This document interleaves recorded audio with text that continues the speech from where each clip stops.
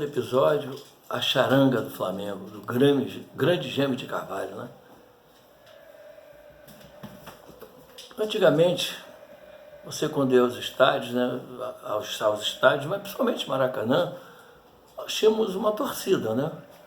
Depois foram criadas outras, né? A torcida jovem, a Flamante, com o Ricardo Múcia, a tia Helena lá na Jovem e tal. Mas quem era rubro-negro, quem era Flamengo, tinha que passar pela charanga, não tinha como. Sabe, não tinha como. Eu e meu irmão, nós tivemos esse privilégio de estarmos com o grande Jaime de Carvalho, que, ao meu ver, é um dos maiores nomes da história do Flamengo e do futebol mundial, e vocês vão entender.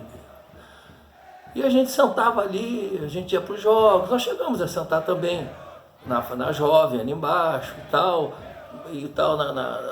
depois na Flamante, isso mais para frente, né? Mas o nosso início foi ali com a charanga do Flamengo, a nossa charanga. Charanga, para quem se lembra, né? Tinha o seu Ernesto com a sirene dele, que ele ficava com a sirene, era um senhor pequenininho, cabelo grisalho, ficava... E ele achava que aquilo ali azucrinava os jogadores. Não chegava nem na geral, mas ele achava. Tinha um vovô que morava ali na subida da rua Lins de Vasconcelos, ele era muito gozado. Ele ficava, e aí, hoje o Flamengo vai ganhar, né? Já os dentes caindo assim, com a dentadura. O vovô era o máximo. Tinha o Homero e tinha um dos maiores amigos que eu tive no Maracanã, que era o grande José Vaz, que aí depois acabou fundando a Dragões Rubro-Negros, um dos maiores amigos e rubro-negros que eu conheci. Esse capítulo é muito curtinho, né? Mas eu não queria deixar de falar no Jaime.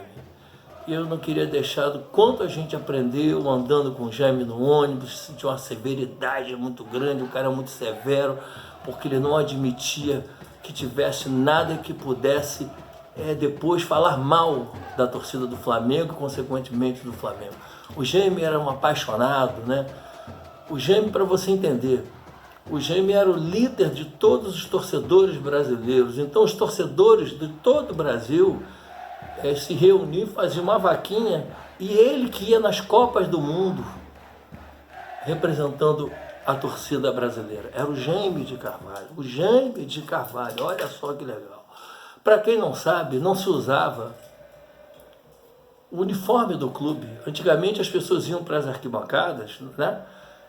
Na década de 30, 40 e tal, iam de terno, chapéu e tal. E o Jaime foi que sacou e pegou a camisa que os jogadores usavam e colocou na sua charanga, né?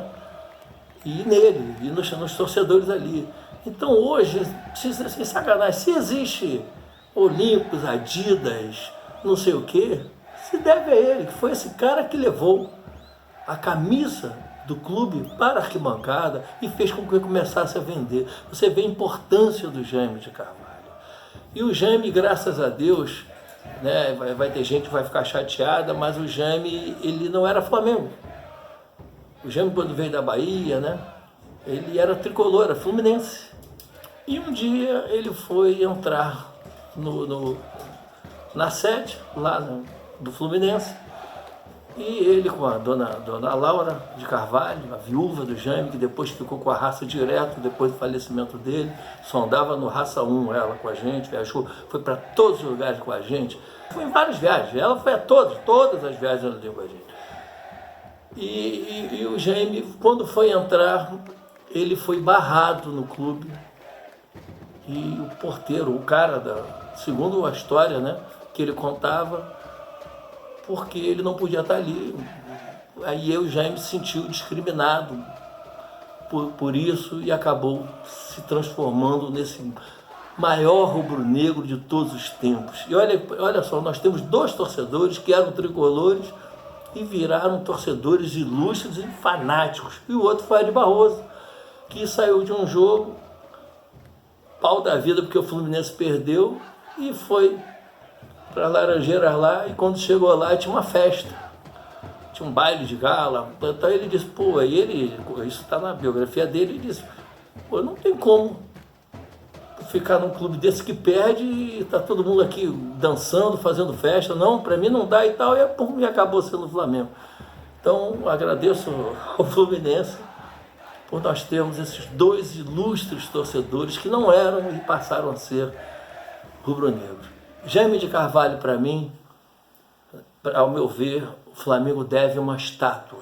Mas não é uma estátua em qualquer lugar lá, não. Desculpa.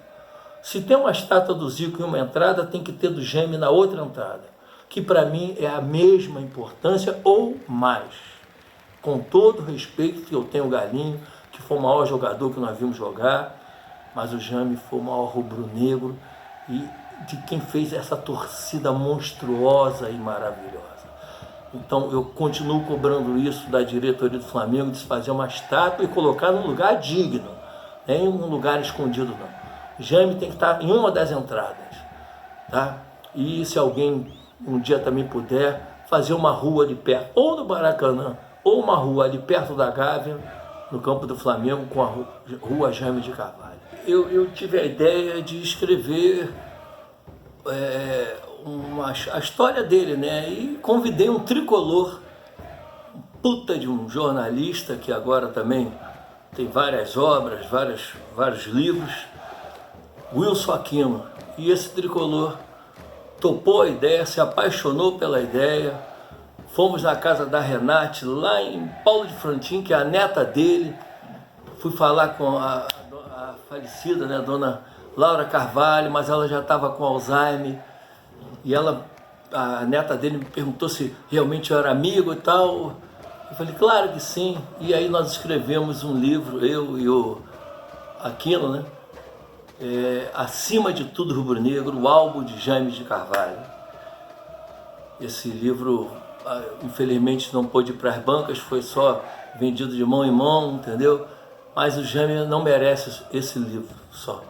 O Jaime merece uma estátua na Gávea, como disse, e um nome de rua, ou próximo ao Maracanã, ou lá próximo à Gávea. Eu não podia deixar de falar sobre o Jaime, porque é o meu ídolo, e tudo que a gente faz hoje, eu e vocês, rapaziada nova, nós devemos a esse cara, Jaime de Carvalho, tá?